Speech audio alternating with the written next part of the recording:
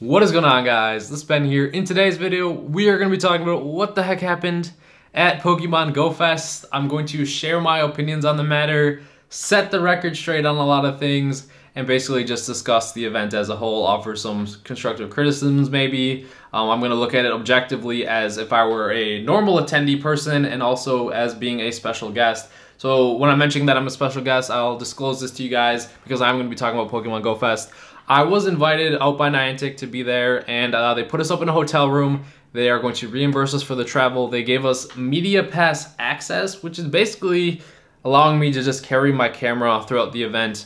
And then also we had little access to a little media lounge and everything like that. So that was what we all got for the event. And then also in our contract, we're obligated to make a event recap video that goes through an approval process through Niantic. That will be probably uploaded on the channel, so you guys can actually see some footage from the event, not just me talking about it, because that's what this video is going to be, is just me talking about it. I might throw some clips here and there in there I have to go through my footage, dude. I have so much, I think I have, my memory card's almost full, so we'll go through that in a little bit, but you'll see those those over the next few days. But yeah, this is going to be the opinions on the event, and let's get started. So if you guys did not know, at Pokemon Go Fest, playing Pokemon Go itself was near impossible.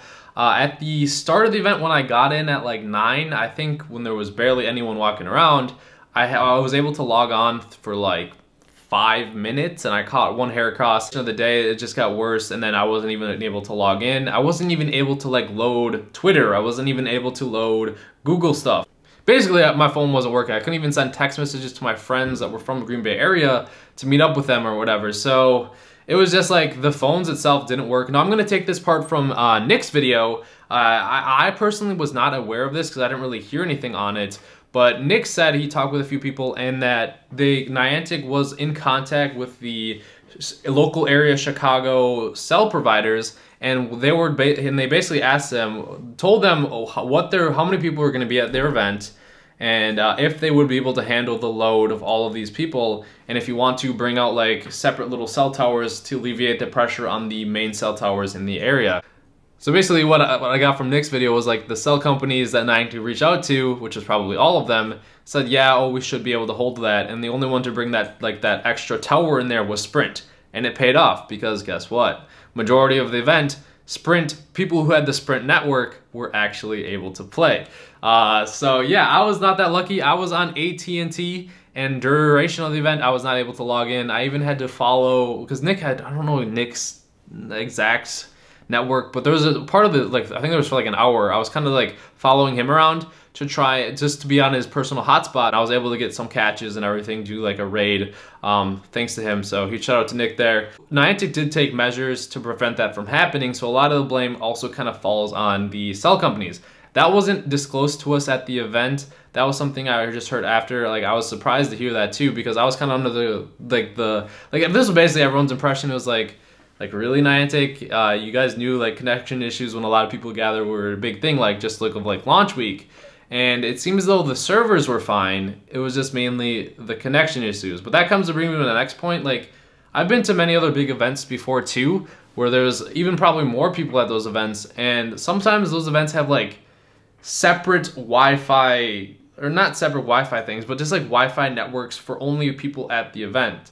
So I don't know, I'm not a technical engineer, I'm not an event planner, I'm not really anything like that. So I don't know if this is an option that it was even available, but maybe for future events, if it is available, I think it would be really, really nice if the events there themselves, if there's a Wi-Fi network set up only for the players at the event, because to register your account to be able to unlock the event there was a QR code that you had to enter in your phone, unlock, and then you get access to the event of all the special things special spawns, the Pokestops, the raids, and everything. So only the people at the event saw that stuff. So why not also, along with that QR code that you hand out a Wi-Fi password? Yes, some people might be oh, I'm gonna share this Wi-Fi password with people around my area. Well, let's maybe have the Wi-Fi network that can hold maybe double of the capacity if that Wi-Fi password gets leaked, because those people still have to be in the area anyways to even use it, to even have strong signal. So I don't know, maybe set up a backup Wi-Fi network so you don't have to really rely on cell companies. So yeah, that was like the big issue, was you couldn't really play. And for an event where playing was the main thing, it really sucked. It was a struggle. So yeah, I had AT&T and it really didn't work at all. But we tried to make the most out of it, like I said. So just meeting with everyone. I was literally standing in front of like the Mystic booth, which was like, dude, there was no cloud cover. It was direct sunlight. It was humid. It felt like you were walking through water. I haven't sweat that bad in so long, but I was in front of the Mystic Tower, or the Mystic booth, probably for like, I don't know, 2 hours, I'd say, because I was just meeting with everyone over there. But dude, it was so rough on me because the sun was just beating down on me. And dude, if you guys do not know, I'm a pasty boy. And the sunlight just instantly burns me. I was wearing sunscreen, but I just got burnt so bad, and I was just sweating like crazy. So if you saw me ever walk back into the media lounge, it's literally because I needed like a break, needed to get rehydrated. I think I took like a 15-minute nap in there once, and dude, my feet were destroyed as well. So that's why I would stay in there sometimes. But the rest of the time, like the other content creators, a lot of them had scheduled meetup times. I didn't actually have one of those, so I was just kind of walking around, and if people wanted to talk to me, I was like, yo, what up? So other than that, I was just mainly walking around trying to meet you guys, talk with people, and along with that, trying to get my phone to work. So it did suck, but the best part, hands down, 100%, was literally talking with everyone, meeting with everyone. Everyone was really cool. So yeah, then at times I would get stopped and asked for people for like autographs, and I did not expect to get asked for an autograph because, one, my signature sucks, and number two, I even made it sure, I was like, hey, are you sure you want my autograph? It really sucks. And they still said yeah, so they're probably looking at my like my signature on whatever they had me sign, and they're like, yeah, I shouldn't have had Ben sign that. But hey, everyone that I met was really awesome. That was what the really fun part. The downsides were, like I said, we couldn't even really participate in the challenge windows. The only ones, like I said, I think that could log on, because here and there people could log on, I think mainly was Sprint. A lot of people said Niantic skewed the numbers for the challenges and everything.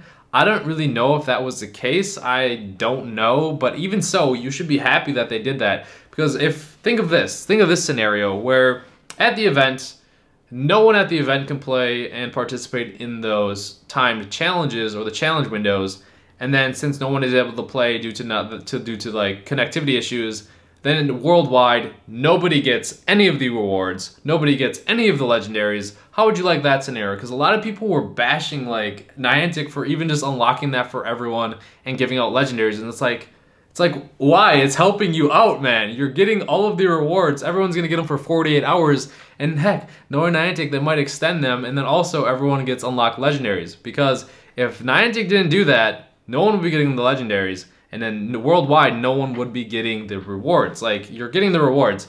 And then I also get this comment a lot too. What are my thoughts on Niantic having that 2-mile radius, and then also for the legendaries having that 100% catch rate?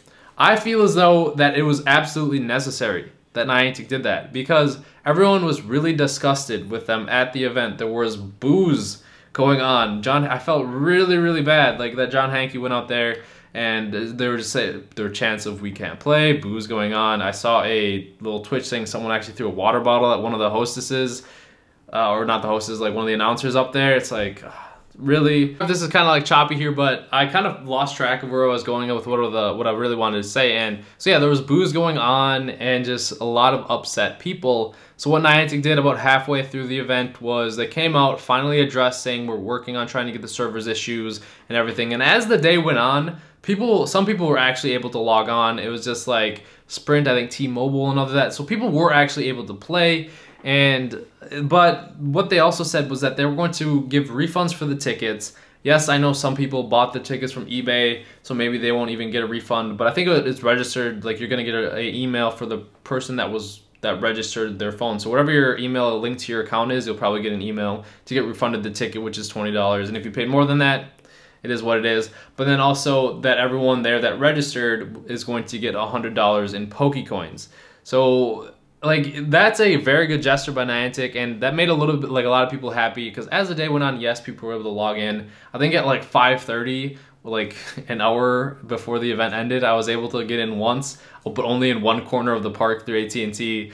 But another thing they did, the most important part was like in the 2-mile radius around the event, if you registered at that event, you would be able to get the special eggs that were there. You would be able to get the Heracross, which was the regional exclusive that was spawning. You would be able to get the unknowns and everything. So that was really awesome. But this is kind of like the subjective part. Along with that, they said that we would get a free Lugia unlocked in our account. And a lot of people said, like, this is the most subjective part. It's like, when the event ended, we never knew that legendaries were going to be released that day. Everyone was under assumption that on Sunday was when legendaries were gonna get released. But I feel as though Niantic did that to, like, lessen the, or like, kind of just like to stop the hate chat, to stop the thing of like everyone bashing them for about the event, and just kind of like be like, okay, yes, we messed up, but here's the legendaries right now. But that 2-mile radius around the park also had a 100% catch rate for legendary Pokemon. Now, when that first came out, I was like only under the assumption that only people that registered at the event were getting those 100% catch rate, but it was actually everyone in the area. So a lot of people said that was unfair. Well, everyone in that 2-mile radius. So a lot of people were saying like, oh, that was unfair. And they were just really, really angry that Niantic did that for the people in that area, which, if it was done like only the people in GoFest that were still in that 2-mile radius got that 100% catch rate, I think it would have made more sense. But hey, maybe that's too hard to do. So they just said anyone in that 2-mile radius of Chicago will get that 100% catch rate. But I don't know why people are getting mad about that, because like it was like it was just such a tough time at the event. Niantic needed to do something for the players that traveled to Pokemon Go Fest, spent thousands of dollars. So yes, the 100 Pokecoins like is a nice gesture, but it won't make up for like the trip down there or whatever. So they had to do something to at least please them, at least end it off in a positive note. So what they did, if they were still around that 2-hour park, they're just like, hey, anyone in that 2-hour park can get a legendary. There you go. And I feel as though that was the right move. I think maybe if it was possible, only give people that were at the event the 100% catch rate, because that's the people you're trying to please. Because anyone else that wasn't there, all they maybe saw was like the live stream, which I heard there was issues with that too. But worldwide, anyone that didn't invest in going to the event was already getting legendaries released anyways, and was already getting all of the rewards from the event. So I don't know, that's my thoughts. Like, I don't think there's any reason you should feel upset or feel like, oh, that's unfair for Chicago in that 2-mile radius having that 100% catch rate. Like, I feel as though that's absolutely necessary to try and make it up to those people that basically spent a lot of money, a lot of time, and didn't really get much out of the event until like after, when people kind of dissipated and could play again. So I feel as though, like I said, it was necessary. And if you don't agree with me there, that's fine. But Niantic had to do something, and that was basically like the only thing that could have like lessened the blow or anything, and try to make it up to the trainers that were there. Because yes, as hard it is to catch, I went out and tried to catch legendaries today. I was 1 for 4. It is very extremely hard to catch them, but you still got the opportunity, and it was still unlocked for you. So I don't know where the complaining for that is there. I'm probably gonna get a lot of hate for that, but it just, to me, it just makes sense. Like, you had to try and make it up to those trainers, and that was like part of the basically the only way. Like, so how else could you? So that's my thoughts on that. Yes, that's why I was like, I wish it was only for the people with the QR code, because spoofers did have a big advantage for that, because you could just spoof to the area and then you take full advantage of those 100% catch legendaries. That's what was a big issue, I think, but it's still, the main reason they did it was to make up for the trainers in that area, because that's where a lot of them were. But I'm not sure like why the QR code wasn't the only offered that 100% catch rate, if that makes sense. So maybe it wasn't possible, I don't know. But yeah, that's my thoughts on like the rewards that Niantic gave. So yeah, it was just, the event itself was really, really frustrating. It was like, it seemed as though like if the game were to work, obviously how it would have, like there was so many cool things in the game that was going on. There was like these special raids, like Pikachu raids, 15 minutes. And then there was other raids going on there. All 4 of those gyms had like their own little things going on. So like, I feel as though the event itself wasn't really like an event. It was just like a gathering place. And then the event itself was taking on in place the game, because everyone was showing up to play the game, right? So they were having cool things going on in the game, aside from like cool things going on at the event. Like, if that makes sense. So I think moving forward, in the future, Like, instead of only solely relying on only having cool things going on in the event, maybe also have cool things at the event as well. Like, I don't know, maybe have some sort of games, like a scavenger hunt, do giveaways for things, like other cool things going on at the place, not just only focusing it on basically like playing the game. Because that's what I think what really sucked was, like, because the game didn't work, there was nothing to do. Like, that was, and obviously banking on the game working, and if it would have worked, if the game worked, it would have been perfectly fine. But moving forward, maybe even so, like, say a person wants to take a break from playing the game for a little while, have other things to offer at the event that are really cool, fun things. Like, I don't know what would be all fun. Maybe leave some suggestions down below. Like I said, maybe scavenger hunt, giveaways, mini games of some sort that aren't game related, just other cool things going on, you guys know. So it's more to offer than just playing the game at the event. I think that would be a really cool thing too.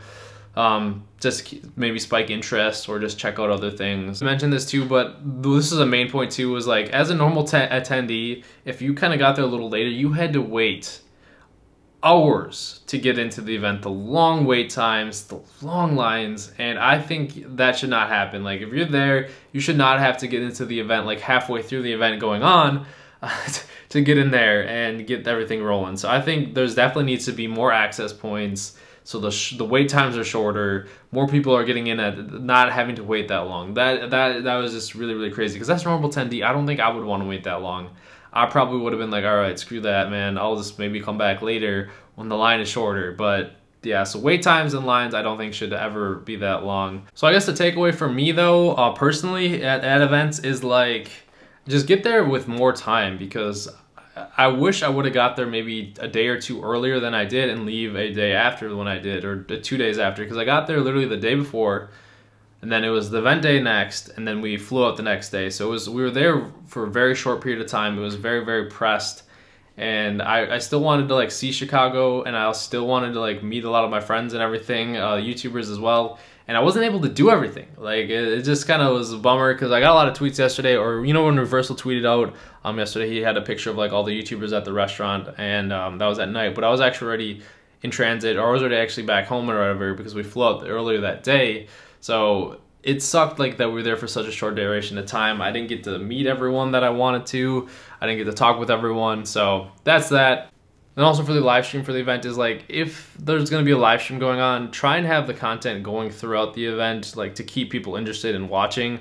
I know with like the game being down, like obviously people probably weren't even really excited to see what was going on, because they knew like no one was even able to play. But even so, like maybe just have like a commentator throughout the live stream, just either have like scripted stuff, talk about like maybe the history of Pokemon Go, talk about things that are maybe in the works, to have the development, some members from the development team there, maybe do like a Q&A from Twitter. Well, I know if they would have did that, it probably would have been like, what's happening at GoFest or whatever, but still, like, just have like maybe stuff from insights from the game, the community, whatever, and just make the like live stream more engaging, I guess. So overall though, I'm still really glad I went. I guess like the turning point, what really saved the event for me, was obviously getting to meet up with my homies again, like Reversal, Nick, and everyone. And then also like after the event, like I literally walked back to the hotel kind of sad, like not being able to play all day, took a shower, and then I got a text saying, hey, go get that legendary Lugia. Oh my God. And I opened up my phone. I thought I was getting trolled, and I saw the Lugia. The excitement that I had after such like a hard day was literally unmatched. So that's what I'm saying. Niantic releasing those legendaries there literally saved it. If they didn't do that and they waited a day, people would have been so fed up. Like, they had to do that. That's what I meant. So overall, it was still a really awesome time. I just wish I had more time there and more time to meet up with the fellow YouTubers and everything. And then in turn with that, I would have more time to meet up with more of you guys and everything. So other than that, though, I hope you guys enjoyed it. Let me know your thoughts if you agree or not. But yeah, that was Pokemon Go Fest in a nutshell. So hope you guys enjoyed the video, and I'll see you guys later.